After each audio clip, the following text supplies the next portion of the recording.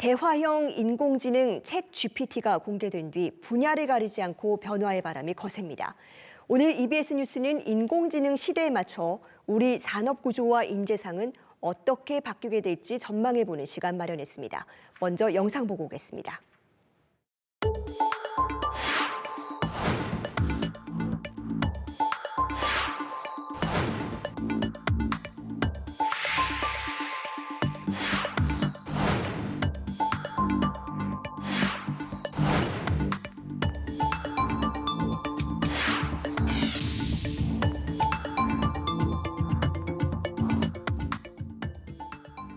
네, 데이터를 기반으로 고객 경험을 디자인하는 DCX 분야 선구자이기도 합니다. 차경진 한양대 교수와 자세한 이야기 나눠보겠습니다.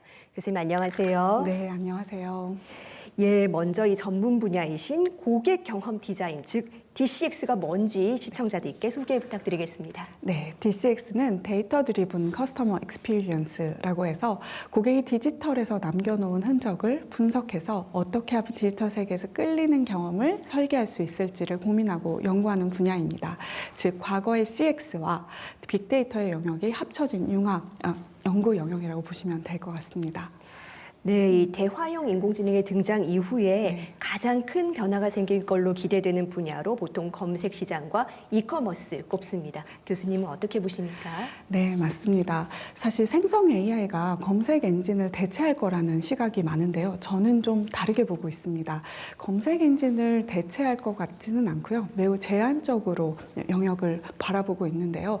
왜냐하면 검색 엔진의 경우에는 우리가 검색 쿼리를 넘기면 이제 다양한 답변들이 있어서 선택적으로 인간이 지식을 수용하고 이걸 다시 발전시키는 여지를 주는데, 이제 생성 AI의 경우에는 한 가지 관점만 진짜인 것처럼 논리적인 것처럼 보여주기 때문에 그걸 맹목적으로 수용하는 건 쉽지 않을 수 있습니다.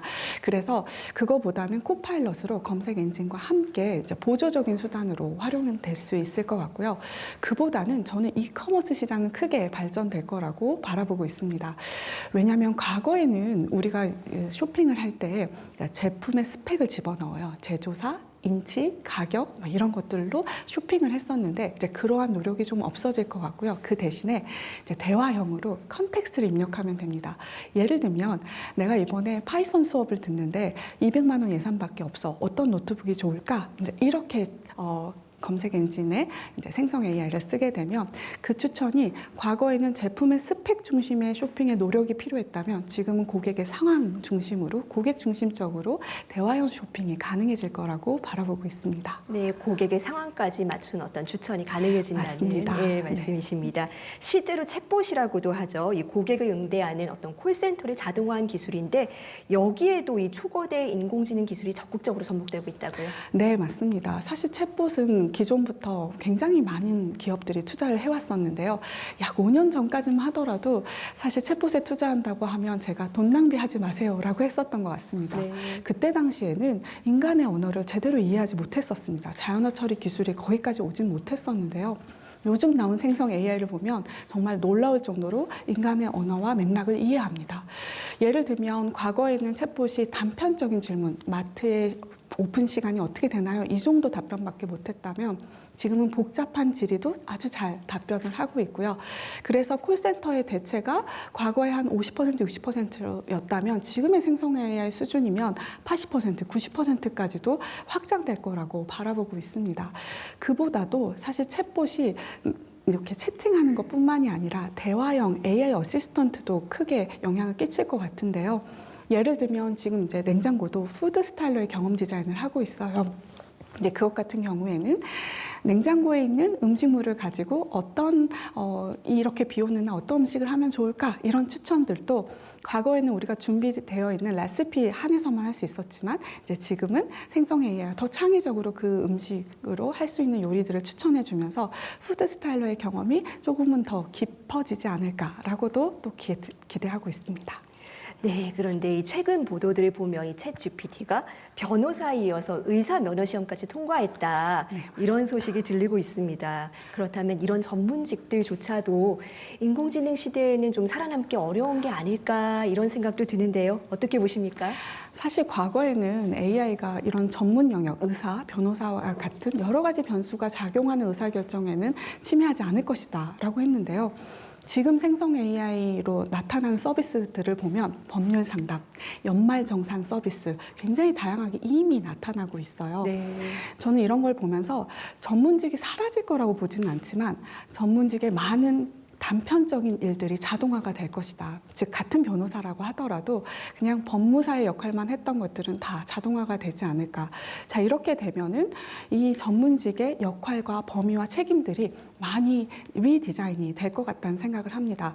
제가 한 3, 4년 전쯤에 AI가 번역가의 직업을 사라지게 할 것이다 네. 라고 해서 연구를 진행해 본 적이 있는데요. 실제로 AI 번역이 나타나면서 저는 번역 시장이 줄어들 줄 알았는데 번역 시장은 더 커졌습니다. 그런가요? 왜냐하면 번역을 할까 말까 고민했던 사람들도 번역 비용이 싸지면서 번역을 더 많이 의뢰하게 되고 번역가들은 특히 고급 번역가들은 더 일이 많아졌습니다. 왜냐하면 AI 번역가가 할 수 있는 건 표면적인 번역밖에 못하지 소설을 깊게 사실 라이팅을 못하거든요. 이제 그러한 영역의 고급 AI의 수요가 더 커지면서 번역 시장이 더 커지기도 했거든요. 근데 또 한편으로는 아주 초급 번역가들은 사실 대체되는 현상을 보기도 했었습니다. 인공지능이 오히려 인간의 영역을 확장할 수도 있다. 네, 예, 그렇죠. 이번 하지만 우리가 단편적인 역할에 그러한 업무에 머무르면 안 되겠죠. 이걸 가지고 더 지식을 어떻게 하면 발전시킬 수 있는지 절약된 시간을 바로 거기에 더 써야 된다고 보고 있습니다. 그렇다면 이런 상황에서 우리 학생들은 어떤 역량을 길러야 할까요? 우리 학생들은 어떻게 하면 이 AI를 더 효율적으로 활용할 수 있을지를 배워야 된다고 봅니다. 첫 번째는 전문적으로 자기의 영역을 더 발전시킬 필요도 있습니다. 왜냐하면 그래야 챗 GPT한테 어떤 좋은 질문을 할 수 있을지를 알게 네. 되고 이 AI가 답변한 게 좋은 답변인지 뭐가 부족한지도 보이게 되는 역량이 생기고 이 기본 답변은 한 70%밖에 역량이 안 되거든요. 이걸 어떻게 발전시킬지도 전문적인 역량이 있는 사람이 더 활용을 잘할 수밖에 없습니다. 공부를 더 열심히 해야겠죠. 네. 이 대학가에서도 사실 이 챗 GPT를 어떻게 활용해야 될지가 화두 아니겠습니까? 예. 네, 맞습니다. 미국에서는 챗 GPT를 아예 금지하기도 하고 챗 GPT 제로라는 소프트웨어가 개발돼서 이걸 디텍팅하는 서비스까지 나오게 됐는데요. 저는 수업에서 더 적극적으로 챗 GPT를 활용하게 하고 있습니다. 심지어 네. 프로그래밍 수업에서 첫 시간에 뭘 했냐면 챗 GPT로 프로그래밍 하는 법, 그다음 대학원의 논문 세미나 수업에서는 챗 GPT로 좋은 논문을 쓰는 법을 강의했었습니다. 네. 왜냐하면 우리 학생들이 챗 GPT가 없이 그냥 하게 되면 이 70%, 60%, 70% 역량을 끌어오기 위해 시간과 노력을 써야 되지만 여기서 시작하게 되면 더 좋은 논문, 더 지식을 더 발전시키고 활용할 수 있다고 바라보기 때문에 생성 AI 시대에 사실 필요한 역량은 한 가지 문제에 대해서 단편적으로 바라보지 말고 다양한 관점에서 챗 GPT와 함께 초보자와 함께 이를 가르치면서 좋은 질문을 하면서 다양한 시각으로 문제에 접근하는 창의적인 역량이 필요하거든요. 그런 면에서 생성 AI를 챗 GPT를 피할 게 아니라 저는 더 적극적으로 활용해야 된다고 생각하고 있습니다. 네, 인공지능 시대에 우리 교육이 어떻게 대응을 해야 될지 깊은 고민이 필요해 보이네요. 오늘 말씀 잘 들었습니다. 네, 감사합니다.